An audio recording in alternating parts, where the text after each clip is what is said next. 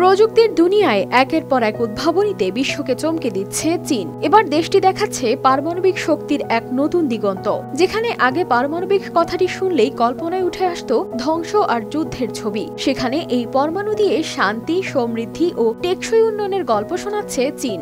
সমুদ্রের গর্জন আর পাহাড়ের দৃঢ়তায় ঘেরা ছোট্ট শহর সানআওতে শুরু হয়েছে এমন এক পরিবর্তন যা বদলে দিতে পারে গোটা চীনের জ্বালানির চিত্র। এখানে আগুন, ধোঁয়া কিংবা কয়লার চিহ্ন নেই, আছে কেবল প্রযুক্তির নিঃশব্দ বিপ্লব। সদ্য চালু হওয়া সানআও পারমাণবিক বিদ্যুৎ কেন্দ্র বছরে 54 বিলিয়ন কিলোওয়াট বিদ্যুৎ উৎপাদন করবে, যা কমাবে 1,60,00,000 টন কয়লা ব্যবহার ও 44 মিলিয়ন টন কার্বন নির্গমন। এটি চীনের পরিবেশ বান্ধব জ্বালানি বিপ্লবে এক বড় ধাপ মনে করছেন জ্বালানি বিশেষজ্ঞরা।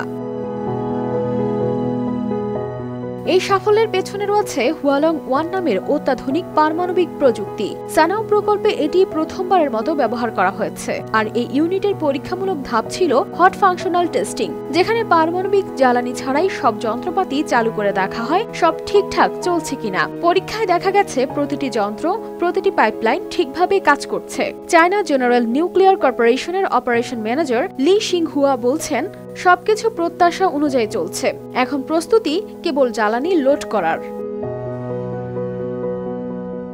সানআও প্ল্যান্টে একে একে 6টি ইউনিট চালু হবে। সব চালু হলে শুধু বিদ্যুৎ উৎপাদনই নয়, এটি হয়ে উঠবে চীনের পরিবেশ রক্ষারও এক শক্তিশালী প্রতীক। কারণ এতে ব্যবহৃত হবে না কয়লা বা তেল, আর পরিবেশে ছড়াবে না বিষাক্ত ধোঁয়া। চীন এখন দেখাচ্ছে পারমাণবিক শক্তি কেবল ধ্বংস নয়, হতে পারে ভবিষ্যতের শক্তি ও শান্তির উৎস। News desk, RTV।